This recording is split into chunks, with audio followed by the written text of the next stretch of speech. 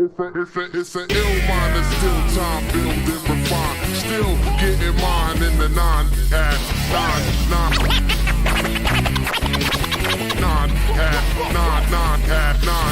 Building, refine, building, refine, building, refine. Still getting mine in the nine at nine.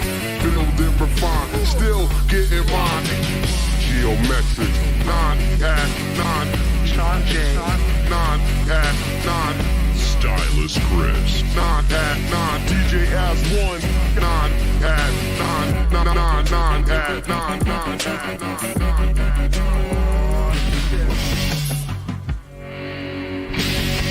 Don't touch the dial, you heard? What up, everybody? DJ Geometrix here, and we are back.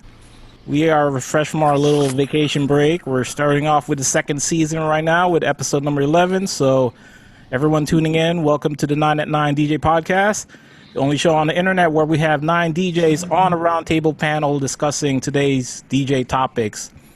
This show is brought to you by Beat Refinery DJ School at Bach to Rock. If you want to learn how to mix, scratch, and make music, visit us at beatrefinery.com with locations nationwide.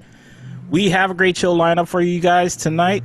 As many of you know, most of this country has reopened since you last heard from us. And now that COVID-19 cases are rising rapidly, with some showing record highs, a bunch of states have decided to close up shop once again.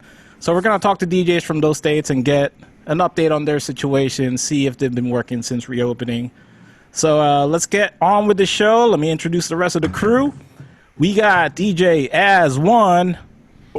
What's up, guys? Welcome back. As Season 1. 2. All right. Next up, we have Sean J. Hey, yo. Good to be back. Good to see everybody. Word. And finally, going to pass the microphone off to Stylus Chris. Peace, everybody. Hope everybody's been doing their best to take care of themselves, be safe in these unprecedented times we're living at. Once again, we have a pretty incredible cast of characters on this Zoom boxy box, Brady box, DJ box thing we have at the Beat Refinery. And as we always like to do, we like to welcome them in alphabetical order. First gentleman, he is an OG to the DC area, was out in LA for a while, still around playing back and forth between being a East-West jet setter, landing back in DC for a minute. He's a legend on the radio in DC, WKYS 93.9. Howard also pretty much helped bring Wale out to the national market and the global market, toured with him for a while. He's one of ours. We love him. He is DJ ALIZAY. Yeah. Appreciate it. Oh, man. Thank you so much for being with us, man. Appreciate Thank you for having me, man. Crazy time. Yes, sir. And our next guest, he was on our episode when we were talking about DJs that were opening up in states. He is originally from Boston, residing in Scottsdale, Arizona. Been a DJ for over 20 years. Scam artist, DJ, and resident at Riot House in El Jefe. Please welcome back our man, CUTSWELL. Yeah. Thanks for having me, guys. Love your plant in the background too. It's very serene. Between one firm. Very zen. Brings the zen. Lounging. Our next guest is another one of the DJs that I love to watch and play, and he's all over the map. He's got residencies all up and down the East Coast, out west, been to China DJing. He's a Red Bull finalist. He hails from Tampa. He's mostly known for his masterful bolognese sauce. Obama follows him on Twitter, and he is an enemy of Michael Jordan, but he is our big friend, DJ Koo. What's up, guys? Enemy of Michael Jordan. Yeah, arch enemy. Kind of like a evil twin brother enemy. I've seen you dunk. Hey. It's he's got hops. And our next guest, he hails from Houston. A friend of mine I've known for quite some time now. He's also spent some time DJing at the legendary 18th Street Lounge. Big ups to the lounge. He's come through. He's got a he's an owner operator of a bar in Houston called The Flat. He's got an album out called 100. Check it out all on all social media platforms. He is our brother DJ SUN. Yeah. Jeez, son. Thank you for coming back on with us, brother. Thanks for having me. Thanks for having me. Appreciate being able to. I've caught up with you more in the last couple weeks through this than we've been able to in real life. So this is take it how we can get it sometimes, you know? It's good. And last but not least, we've got our local Washington, D.C., Virginia open format DJ who started DJing back in 2010. He's been heavy on the scene in the D.C. area for the last few years. He's a part owner of The Living Room, and he also is a partner of the promotional company called Get Brunch, where they focus on brunch parties. He is Will Gralley. What's up, guys? Thank you for having me. Honored to be here. Thank you. Mr. Making Moves. Yeah, so we got some guys from all around the map right now that are checking in with us, and you know, a couple of them have been on the shows before, and a couple of fresh faces. So we appreciate everybody that's tuning in. We're gonna start the show off by talking about everybody in their relative places or the cities that they've been spending time in. And before we get started, we'll just kind of give the stats of these states of what's where they currently are. Arizona, which opened up, one of the first states, and then closed on June 29th or so, or at least when the new issue opened, and now is, at least as the news says now, currently back closed again. Am I correct, Cutswell? Or were you open? If you serve 60% alcohol or more, you have to be closed, basically. So some restaurants are open. So okay, and it looks like we're shut down. Right, and it looks like that order is in effect until August 10th, at least of the latest stats before they. I haven't got the exact date. It was supposed to be till the 27th of July, and then they just said indefinitely. But I think they're updating every 2 weeks, so they're addressing it every 2 weeks. Yeah, I think that's where that August 10th date came in for where they're addressed. And I was going to say real quick, we got really bad press nationally for Memorial Day weekend. A lot of people. Oh yeah, we were talking about that.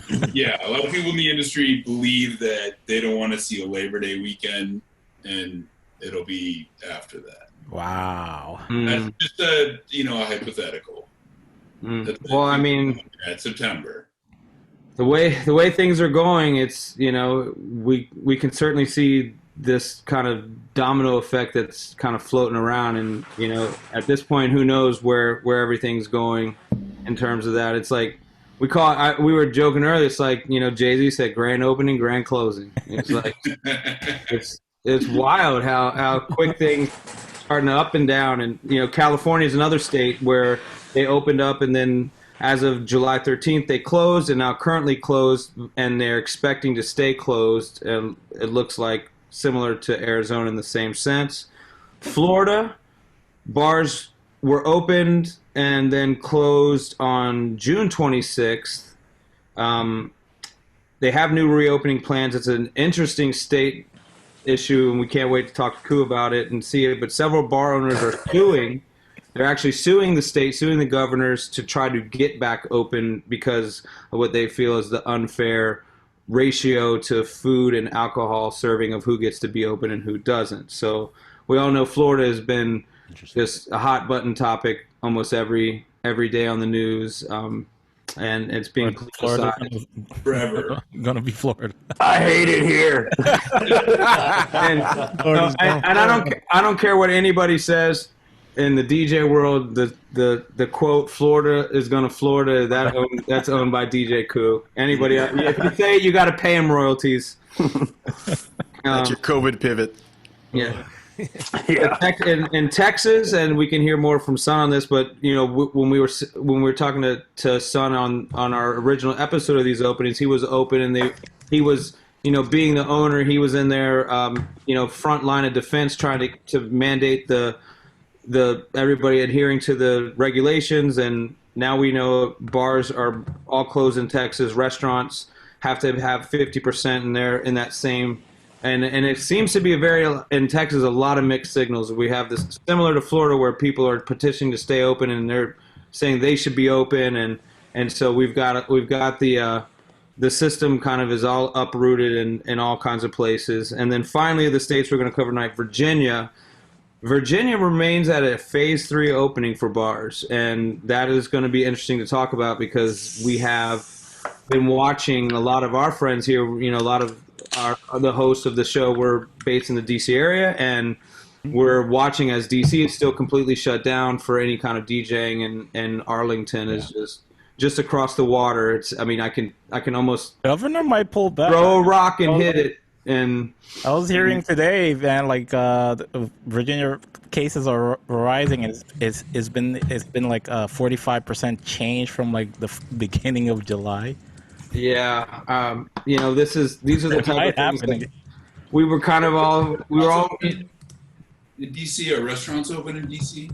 DC has restaurants open, but at very limited capacity, and they are not allowed to have DJs or live music at all. So you can't stand at a bar. You can't be in a restaurant. Even a lot of times they're putting time limits on how long you can stay in, and it's very tight quartered. And which is the irony of when you're literally 3 miles away, and it's bumping in Arlington. I've seen some images.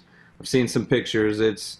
You would see that picture and you'd have no idea that there's a pandemic going on because nobody's wearing masks. 3 miles away. And everybody is just clogged in. I bet Lake Tahoe like that. Lake Tahoe is split by Nevada and California. It's probably like one street over there's a party and and they're like, hi. Restaurant DJs are the highest paid DJs right now. They're the only paid DJs They're right the now. only paid DJs right now. So we have, we've got a lot of interesting scenarios happening right now, and I think we were all, at least the gentlemen that we've had back on the show, when we were talking about this, when we had you guys on before, it was kind of like we're all sitting here just saying this is probably just going to send us right back in because a lot of people, in theory, it sounds great. Let's be careful. Let's be safe. But we all know once you let your guard down for 2 seconds, you almost forget you're in a pandemic. You're having some drinks. You're at a bar. You're hearing music. We could almost see this coming, right? Let's start back with CUTSWELL since you guys were the honorary opening state. Where's it for us? Where are things now, like, and just in terms of like the camaraderie and like the morale of citizens and things when you've kind of gone through this up and down? I think it's a mixed bag. I think a lot of people are feeling devastated. We're seeing a lot of business closures. But I think there's a lot of people that are really optimistic. I think a lot of people are overly optimistic. I think a lot of people, because the tone set by our local government, which is like, everything will be fine, don't worry about it. Like, our governor has really made no changes or implemented really anything to change the status quo, just kind of like riding it out. So it's kind of keeping things at a steady pace. So it's leaving people with a false sense of hope that we're going to reopen in a shorter period of time than I think we actually will. And I don't think that any of the clubs or bars want to reopen again. They know that they can stay open permanently. Right. Because we've already been through 2 or 3 shutdowns. And I don't really know their perspective, because there's something to be said for like, well, if we just get to open for 2 weeks, maybe we make a few $100,000 in sales, and then we get shut down again. It helps us ride it out longer, or if that's going to damage our reputation long term, and maybe we'll have an infraction on our liquor license if we slip up and get reported for mishandling the situation. It's complicated, and it's really stressful for the people at the top, and then it's devastating for the people at the bottom as they're not making any money. And as I'm sure you all know, yesterday or today, yesterday or today, I don't know how you look at it. The official end of the $600 PUA from the CARES Act. So I think the tone is about to get really serious around here and pretty devastating. I wish I could report more positively. No, I mean, this is, the straight truth is, I think what everybody appreciates and anybody that has any kind of, in our industry, they can empathize, with the stress. I mean, I think all of us are going through it. Some of us, like Ku, I wanted to talk to you.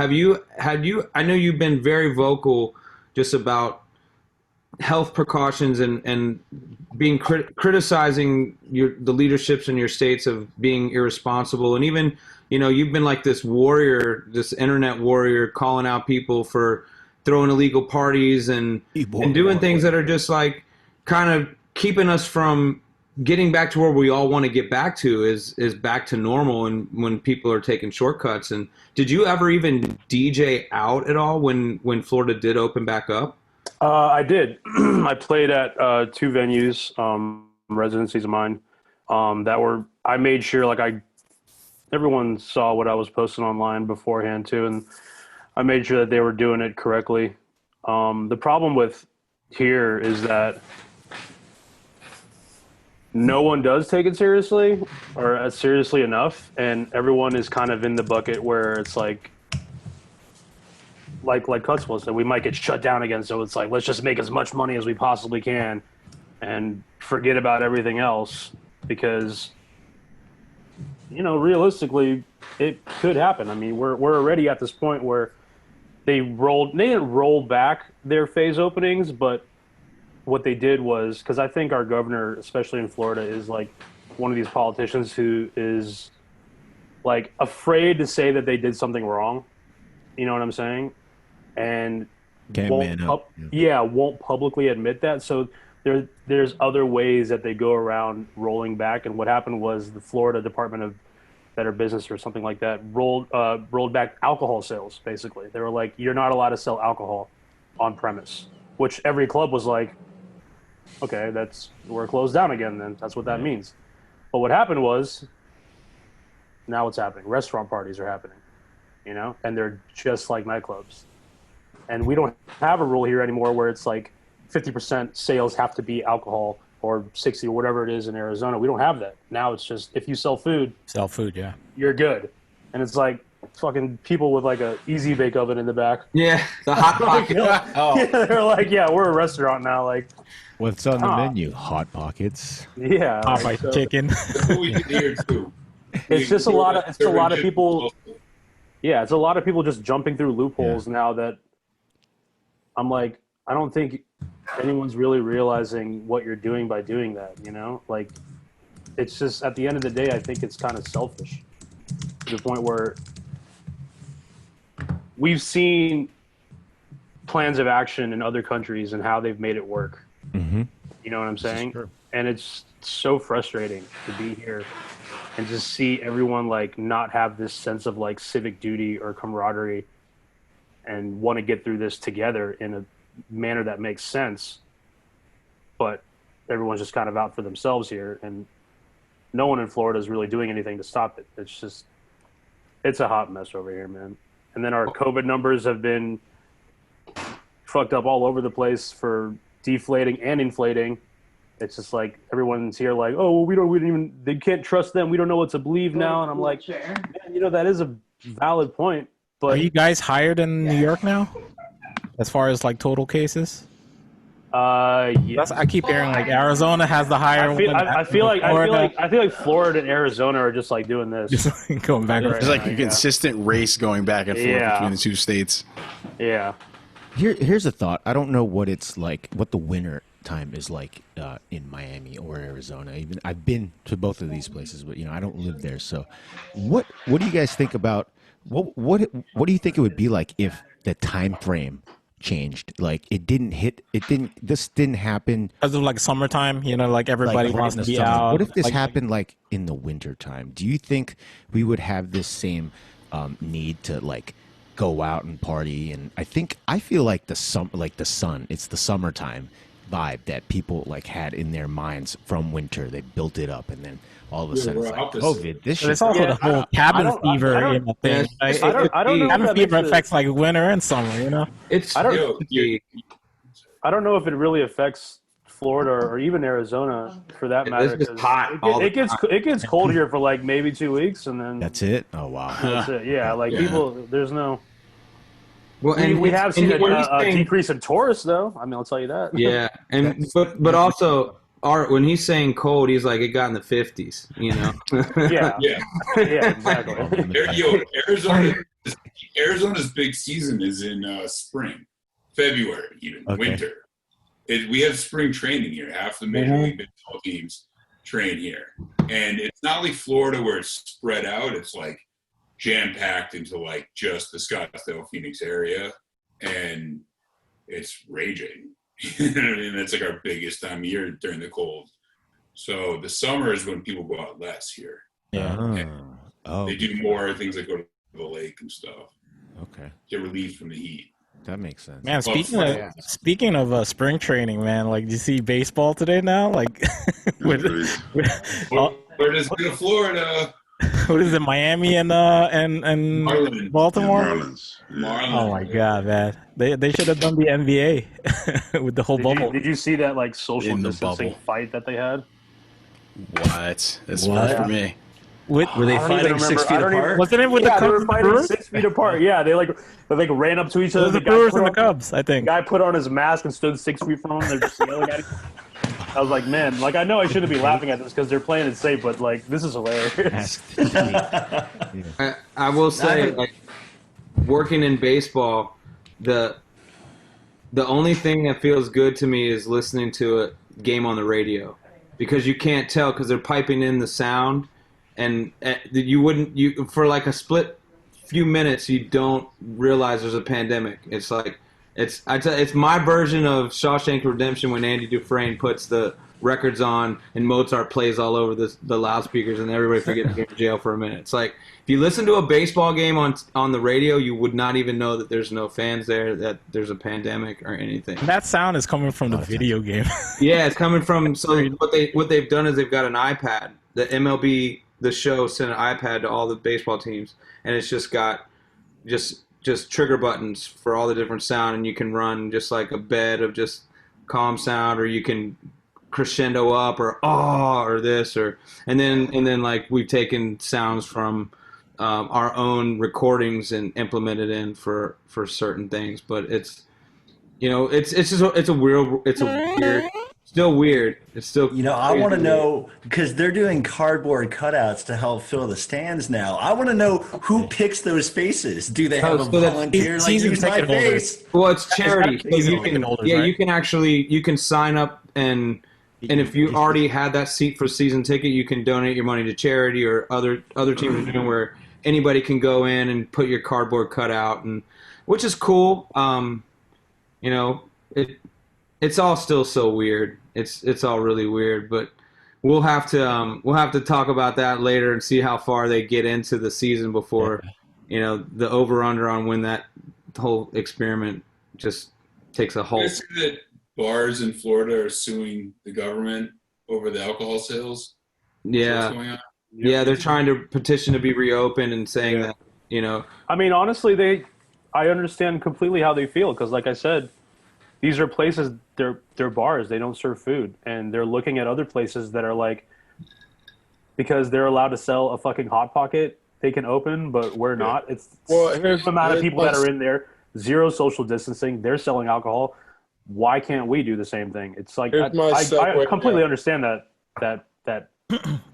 The rationale behind it. We'll bring Sun in. If you guys out there in the world, you don't know DJ Sun, like he's a great friend of ours, and he's probably the only person on the panel that actually, not only is he a DJ, he also owns his venue, so he's kind of seeing it from multiple angles. He's got family in the front line, first respond healthcare workers, so he's really all up in it. What were you going to give us that insight? Well, that was a good segue from Ku, where, from the standpoint of a bar owner, number one, where to start in Texas, like the leadership is lacking lack of the lack of the guts to want to govern.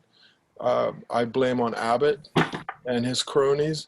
So anyway, they reopened too soon, which is fine. I'm coming out, do my thing in the bar, but then they've got all these other bars that are making international news because they're all packed into each other, right? So, but no one governs because the local enforcement gets held back by Abbott for political reasons. And so they don't have the wherewithal or even the sense of, hey, we're not going to go enforce anymore because we're wasting budget because these people are going to go and get an injunction in court, right? So then we get shut down again. Well, guess what? First time around, I want to do it for community and for the best of community. Next time you shut me down, you're shutting me down arbitrarily based on your press takes, where every time you open a mic, every time you're in front of an open mic, you go, yeah, bars are horrible. No, you didn't govern.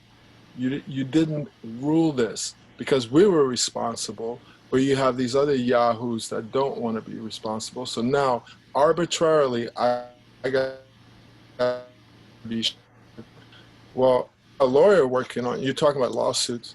You've got different political spectrums, right? And I lean to the left. You've got a right political spectrum here that wants to sue the governor, and they're calling themselves Bar Lives Matter. Don't want to be a part of that. But what I do want to be a part of is, dude, if you take my sense of income arbitrarily, you're going to have to compensate me for that, especially after I've already done for community and you didn't want to govern, so shame on Abbott and shame on all this other political BS that basically says I need my liberty, so therefore I don't wear a mask. Like, it's completely anti-community.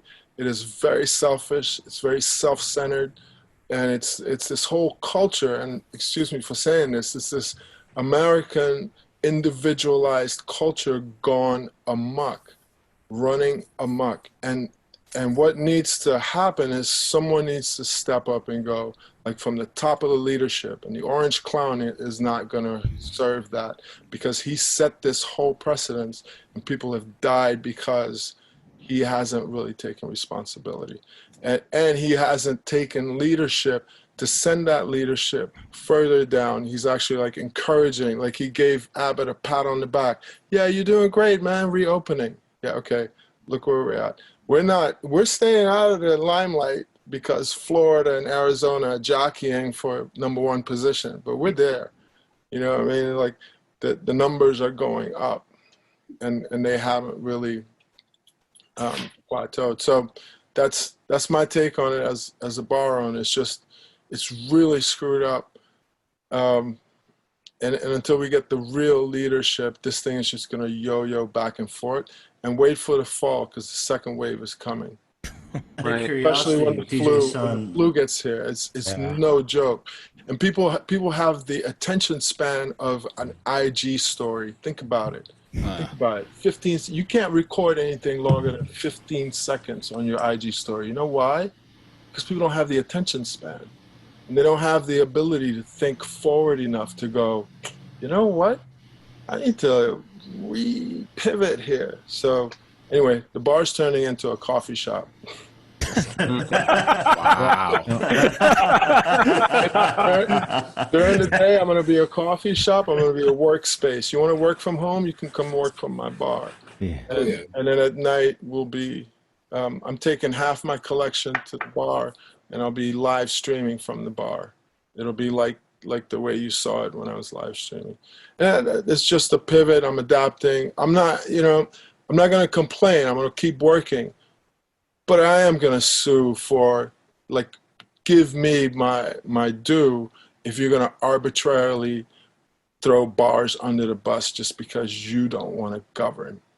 Out Right. of curiosity, what would you like to see happen from a government standpoint when it comes to, let's say the governor sits you down and say, all right, son, what should I do? What would be an idea that you would present to him? Resign. First, number one, resign. And then put somebody in there who's not going to follow an orange clown who really basically negates everything about this virus just because he wants to be reelected. So number one, I would say resign. Number two, I would then say, okay, who's in here now?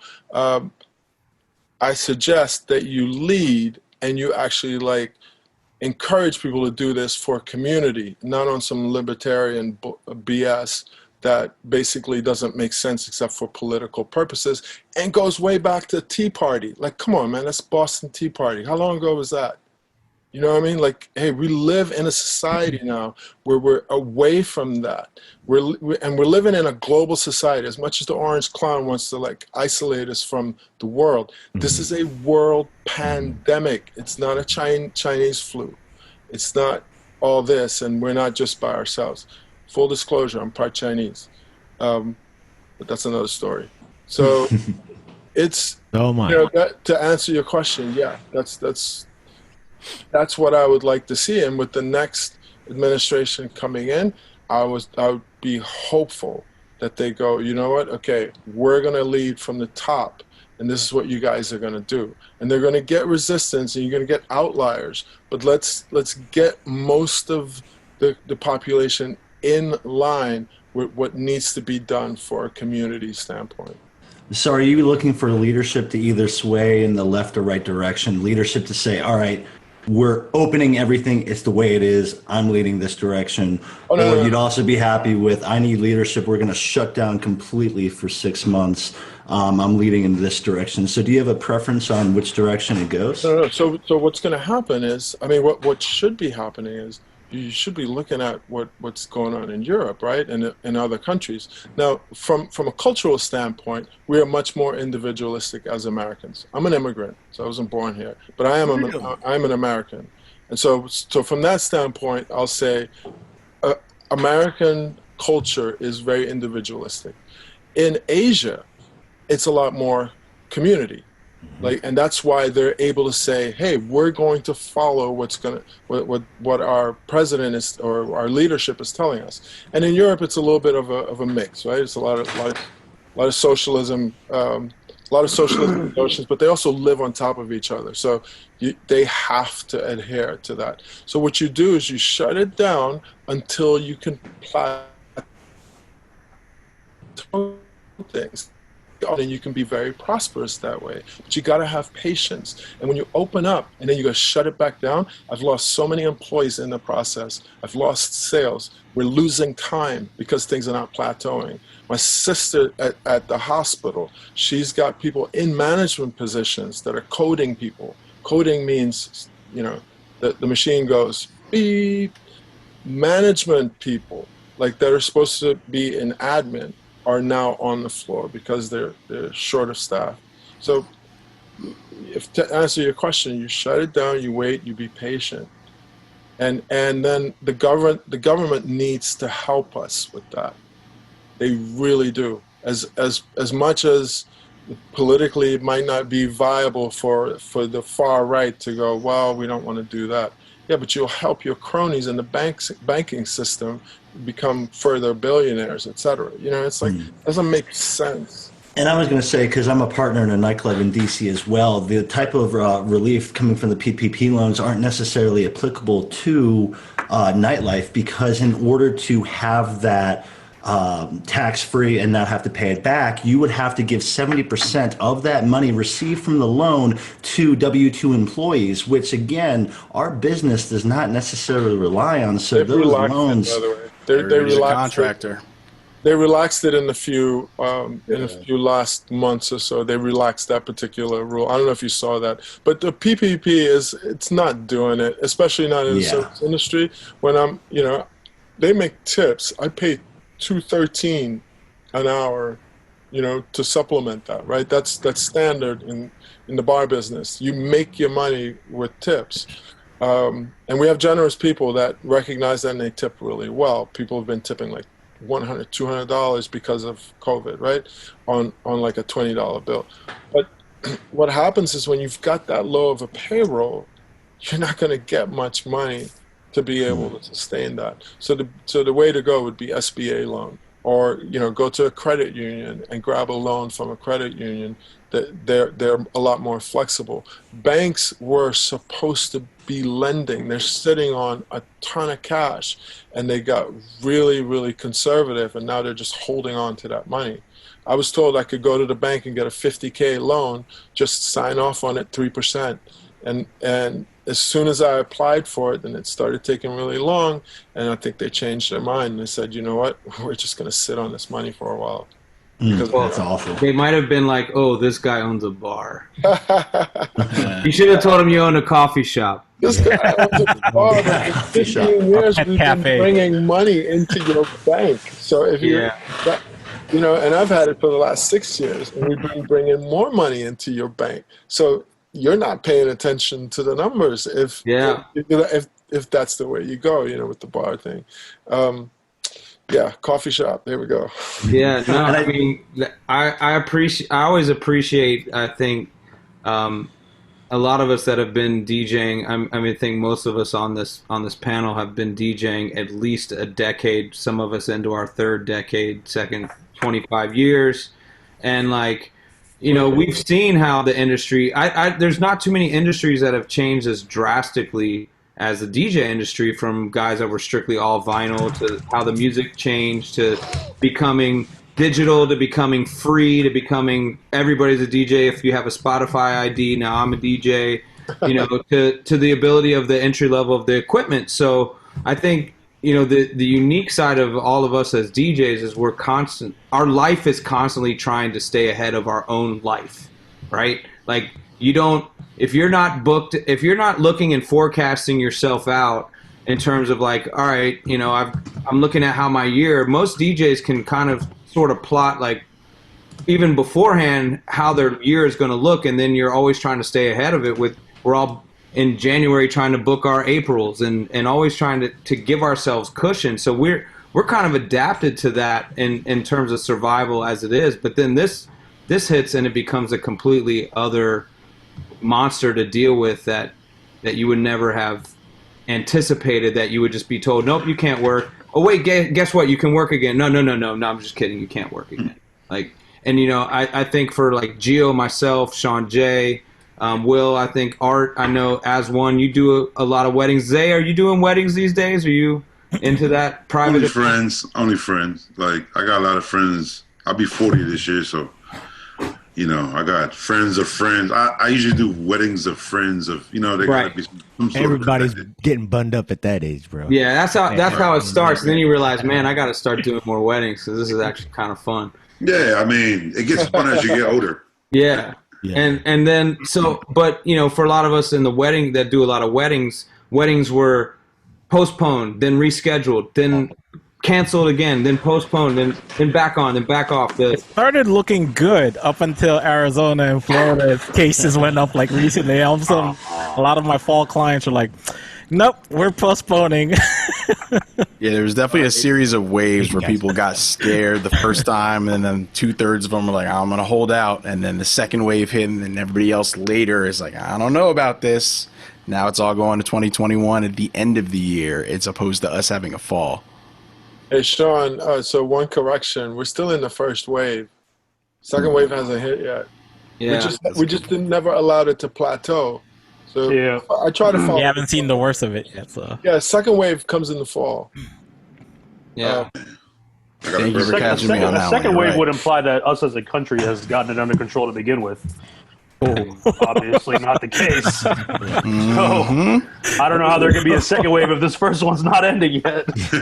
I think what we've seen exposed is unfortunately what a lot of us who are more progressive thinkers or kind of I don't even like to put terms on how I think, because I think I look at every issue individually, and there's some things I feel a little bit more conservative on, there's some things I feel more liberal on. But when it comes to taking care of people, it shouldn't be a political issue. I mean, it's sad that we've created a policy or a politic based on how we're going to take care of ourselves. When all of us pretty much are paying taxes, all of us are paying into a system that is supposed to be designed that if you have an oh shit moment, that you're okay. And what's really truly been exposed is that capitalism is creating the rules for us in ways that the society can't keep up with.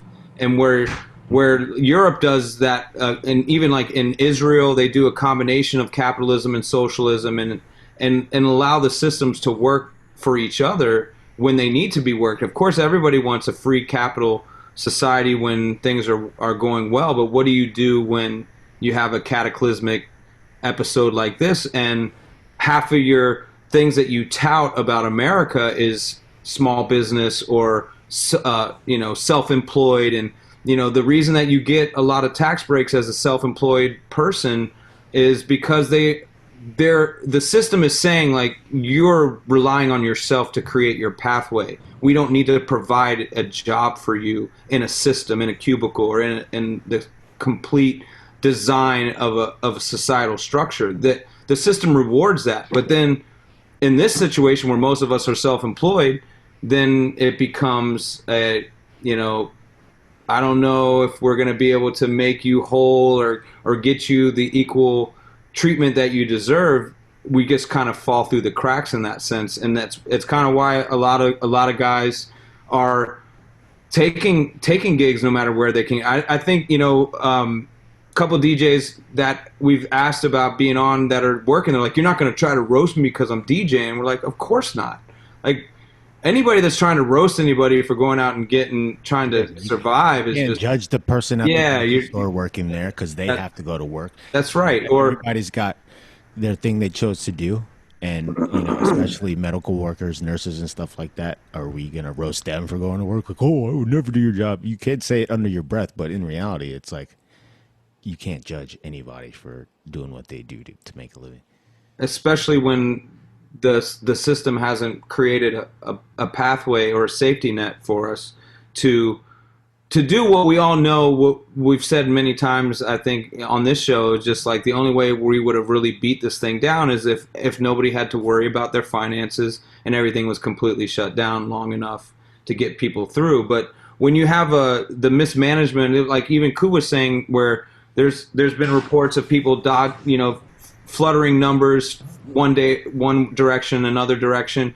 That's all you need to instill the conspiracy theories to just blow up, and the misinformation and the craftiness of creating PDFs and videos that make it look like it's real science. And it's no doubt that people are confused. I don't really blame people when they're confused, because from the top we've created the confusion right from the beginning, from the president saying that it wasn't anything to worry about, to that it's going to disappear, to the millions of things miraculously just going to disappear. I mean, I cited this anecdote before, but when we first opened, people were coming to me going, "Man, I'm so glad you're open. I'm so glad this is over, and we can continue on." I was like, "Dude, it's not over." But like you said, you can't really blame people for that because it's misinformation, and they had this sense, because of a lack of leadership, they had this sense that, oh, well, COVID's over. Especially the young folks who are not necessarily studying the science of it or following this because they don't necessarily feel like they're that affected. And those are people that are coming into the bar, and then they're hugging each other and they're becoming super spreaders. And that's where you then have the issues where I had to step in and go, "Hey guys, you still got to sit down," or just try to keep social distance. Now, for a fact, I'm sure 90% of these that initially thought it was over know that it's not, and it's for real. But it took that first initial opening for people to be able to see that, and to see through their ignorance. Not any fault of their own, except maybe they should read more. But I think we should have more bar owners like you, because you sound very responsible in terms of like you're checking your customers and saying like, hey man, like 6 feet, you know, keep your mask on if you're not drinking, you know, whatever. You sound like you're on top of it. You know, I think the problem that we're seeing here, and this goes back to what you were saying, Stylus, about like not knocking people that are working. Like I've always been very vocal about like I'm not going to knock you for working. I understand. Everyone's got bills to pay. Everyone has a life to live. Everyone's got responsibilities. I understand that.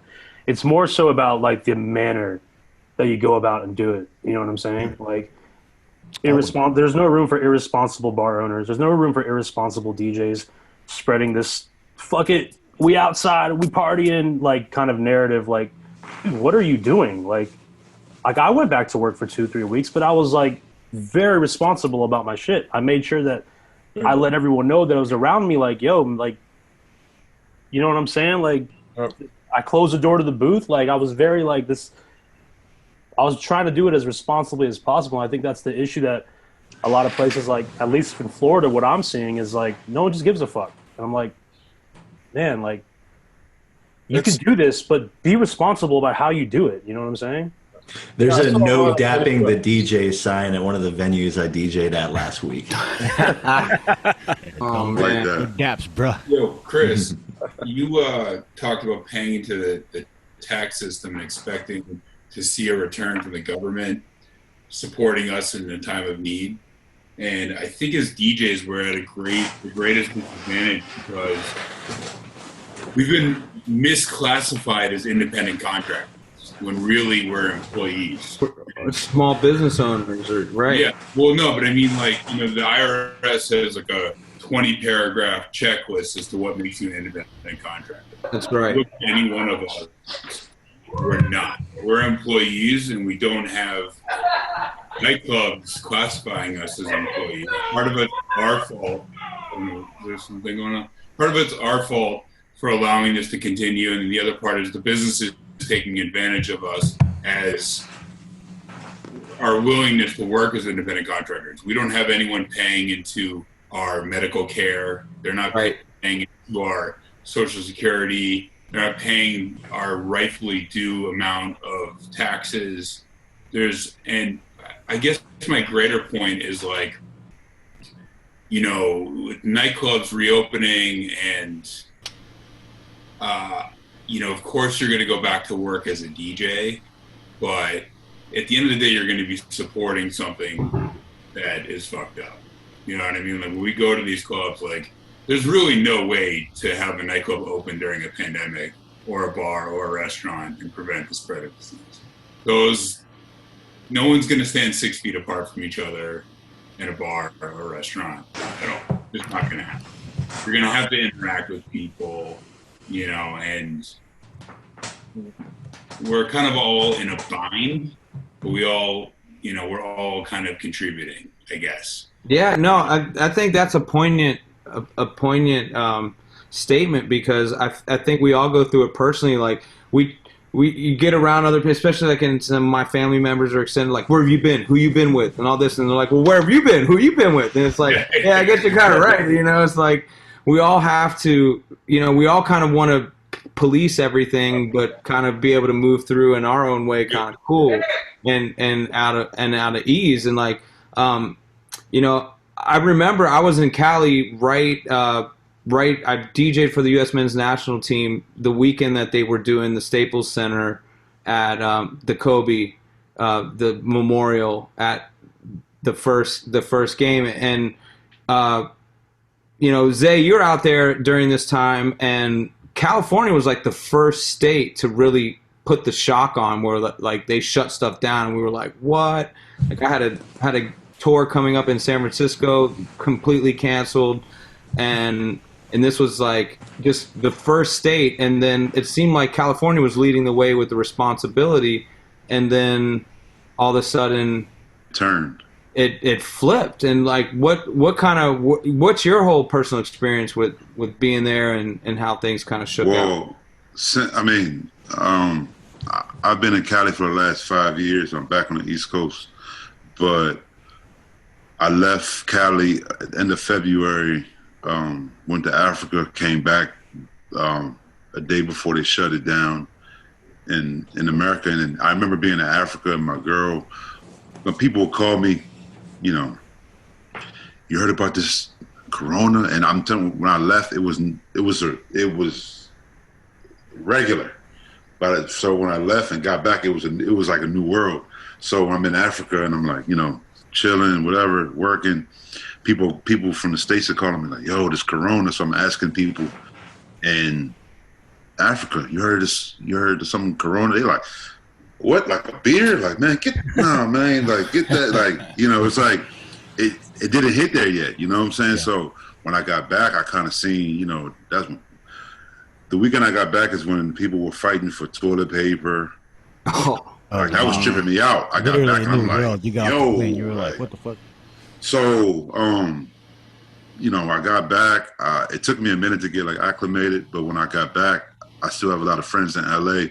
And this was like May. And a friend of mine told me, he was like, yeah, I'm about to go out. I'm like, where you going? He said he's going to One Oak. I'm like, what do you mean you're going to One Oak? Like, it's open? He's like, yeah, the basement's open. So he went. Ooh. Yeah, this is before it turned. So I'm like, what do you mean you're going to One Oak? He's like, yeah, man, the basement. So he went. The next day I talked to him, like, yo, how was it? And he's like, man, it was packed. I'm like, people have masks on? Nah. I'm like, so to me, it was like Cali, they wasn't taking it, you know, they wasn't taking it serious, you know, like, you know, it's the palm trees, the, you know, the weed, you get the women, it's like, you living know, in paradise. Yeah, it's like, that's freedom. Nothing's going to happen here, you know what I'm saying? So I feel like some places like that, you know, you kind of, freedom of palm trees. You kind of, your guard is down, you know? And I'm just happy I'm not there, man. Like, when I tell you I left there like you know, the perfect time, and you know, just to be back in DC is crazy, you know. I mean, DC for the most part, you know, it's bad, but it's not. We're LA, you know, probably better you're back here. Especially. Have you worked since the lockdown? Just online, you know. I've been getting online, you know, whether it be Twitch. I've done Twitch parties, Zoom parties, IG Live, but you know, the creativity in it sometimes is, you know what I'm saying? Just for not being, you know, just with the copyrights, and it's just.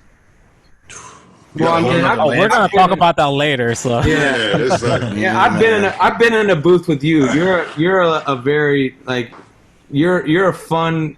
And as a DJ watching another DJ, you're a fun DJ to hang out with in a DJ booth because yeah, you know, I mean, you're just in there and you're doing your thing. You're connecting. That's it.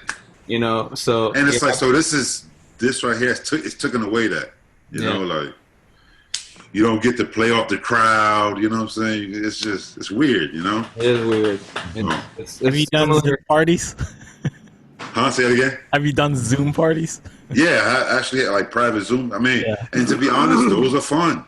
You know, like I did a 50th birthday party, which I got to play all old school. I'm talking about stuff I haven't played in years. So it's like you gotta find. It's like you gotta find your. You know what I'm saying? You gotta find the happiness within it.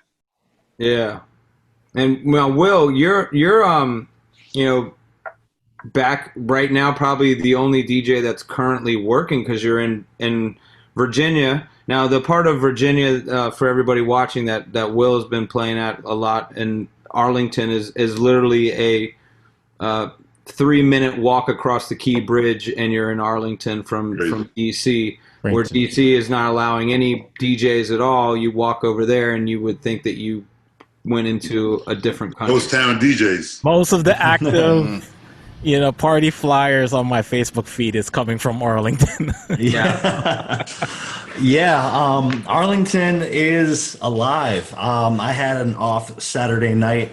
where I DJ'd Friday, and I wanted to make my rounds at all of the places because part of what's also going on is refreshing connections with bookers, because what kind of happened after the pandemic, and I don't know if Ku or CUTSWELL can kind of attribute to this, the venues that reopened for a limited time really stuck with their key resident DJs that were there like every Friday or every Saturday, whereas for my how I stacked my schedule is I would only give each venue 1 or 2 dates max, because I love being that fresh energy, like, oh, Will hasn't been here in a whole month. Yeah. So I took that time to really reconnect with everybody that I needed to, and I wanted to see what was happening, and there was a little bit of a shift. Believe it or not, that shift was only 150 feet, but there was a set of venues that prior to COVID was slammed, and that's where all the younger kids went.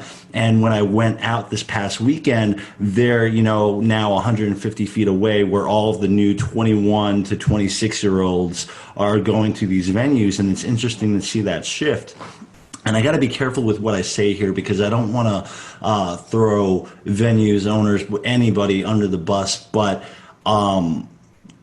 to kind of summarize what I saw, some people and venues were playing by the rules, some were trying, and some weren't, which was interesting because on a Thursday night or Friday night, we had a confirmed sighting of a health department inspector, a fire marshal, and a cop all rolling together conducting inspections of certain venues. And I didn't get to talk with the management or ownership of those certain venues because I was curious if there were citations, violations, or possible repercussions regarding liquor license. I wanted to see how strict they were with Northern Virginia. So that happened very recently, like I said, on last Friday. And I think it's going to be interesting to see what changes moving forward because these inspections are happening. But it's an interesting dynamic from a DJ perspective, too. We're scared to post lit parties on social media. I don't know if you guys feel the same type of pressure, but I remember prior to COVID, you wanted to show off how the people were singing, grinding, dancing, jumping up and down.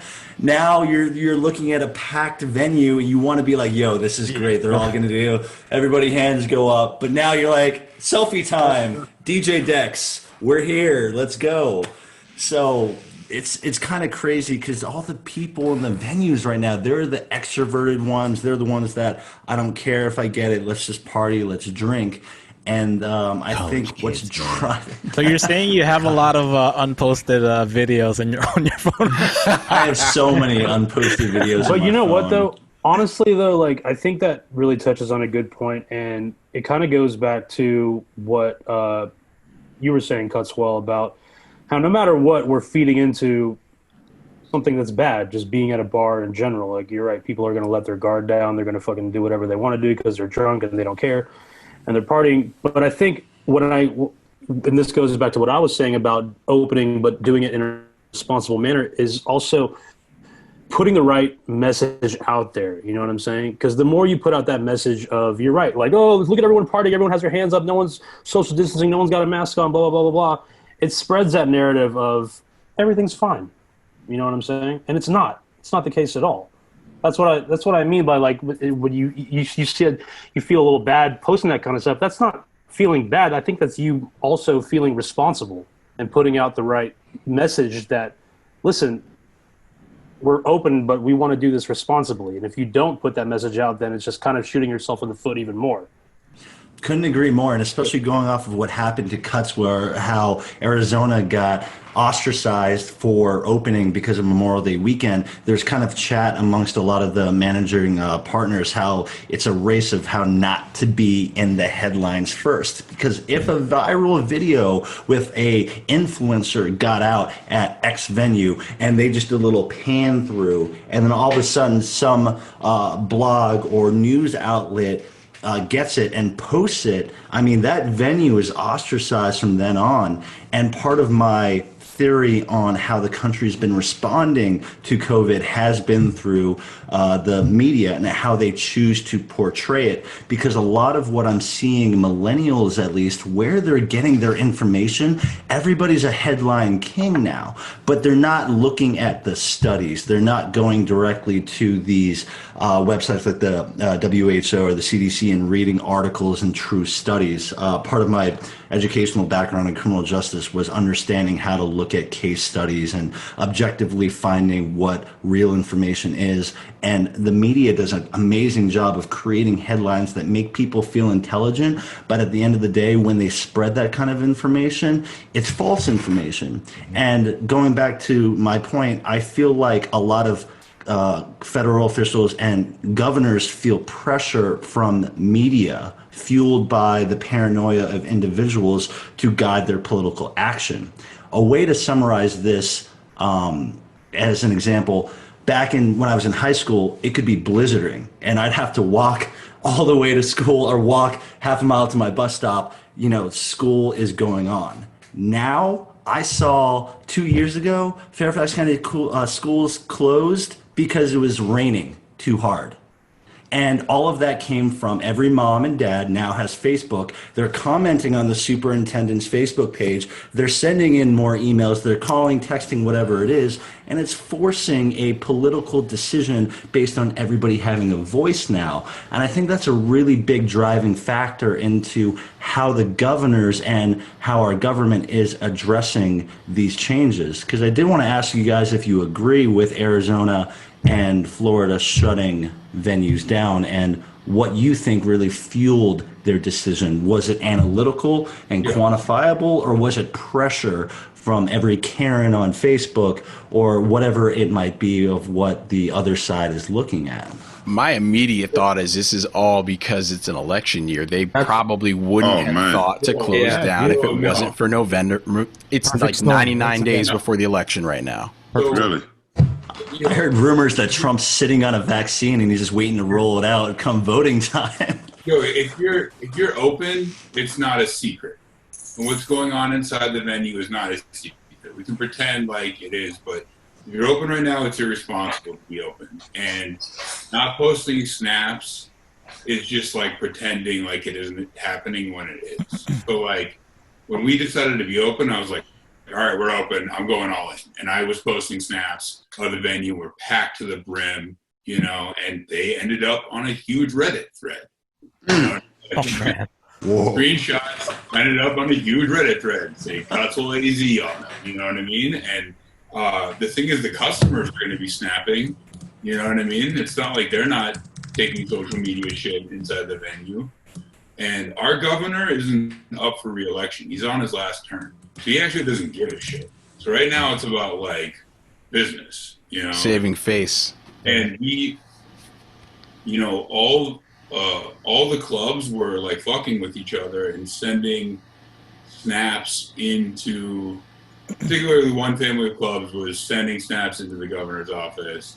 And my company ended up getting hit with a ticket, and a pretty fat one. And if we got another one, we were going to lose our liquor license. And I'm only sharing this information because it was all over the news. It's not like I'm letting out big secrets. But yeah, like the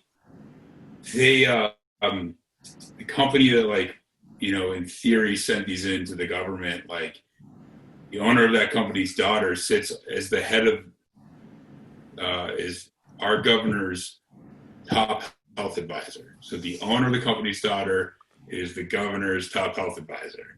And like we were the only clubs to get like a ticket when the other ones didn't. And the thing is, like, when we were open, the cops were all there. There's cops there every night that we're open. There's government officials there every night that we were open watching it. And it was just all came down to like politics in the end. It like really had nothing to do with one breaking more rules than the other. You know what I mean? And then so much pressure came from the nation about a week later, because Arizona's all over the news, that it's just such a bad look that we shut down. Like our governor does not give a shit. Like he would rather just be open right now. Like I think my problem with the basically like the all or nothing kind of scenario. Yeah. Is that I don't think we're going to see this go away anytime soon. You know what I'm saying? And we've obviously seen the repercussions of people opening up all the way, as our states in particular. Yeah. And I think that's why I'm more so like, we need to be able to open, but in a responsible manner, like Sun was saying, and like he adheres to in his bar, where because this is unfortunately the new normal. You know, somebody said at the very beginning of the pandemic, somebody said something. Maybe it was on the news. I don't know. I just picked it up. You can't stop the flu. You can't stop the wind. Okay, so. Oh, you're breaking up. Tell me how you open a bar or restaurant that's safe. Impossible. The door. You know. It's not safe, but there's ways to make it safer. Yeah. Sure. I just think that like no matter what, there's gonna be human interaction and. Yeah. Well, I mean, I have a patio bar, so you create a patio. I was gonna say outdoor patio stuff. Yeah, there's ways to make it safer. All around everybody's. You're 100% correct. Street space to put out chairs. No, I'm sorry. Well, real quick, guys. Yeah, for sure. Real quick. This is such a dope conversation right now. You know, we can definitely talk more about this, but that's gonna do it for us right now for part 1 of this episode. We're gonna continue on to part 2, so we're gonna try to talk more about that. So we'll be back next week with part 2, along with the same group of fellows here on this panel next Monday at 9 p.m. Eastern Time, and continue the conversation with them. If you guys missed the show, you can watch the replay of this episode and any of our past shows on Facebook.com/BeatRefinery or YouTube.com/BeatRefinery. If you prefer to listen to the audio side of things, this episode is going to be uploaded this Thursday and every Thursday to Apple, Spotify, Mixcloud, wherever you consume and listen to all things podcasts. So be sure to subscribe and rate us. We appreciate the support and love. Again, this show is brought to you by Beat Refinery DJ School at Bach to Rock. If you want to learn how to make scratch and make music, visit beatrefinery.com with locations nationwide. So for now, peace out. We'll see you guys next week. Peace. Peace. Boom.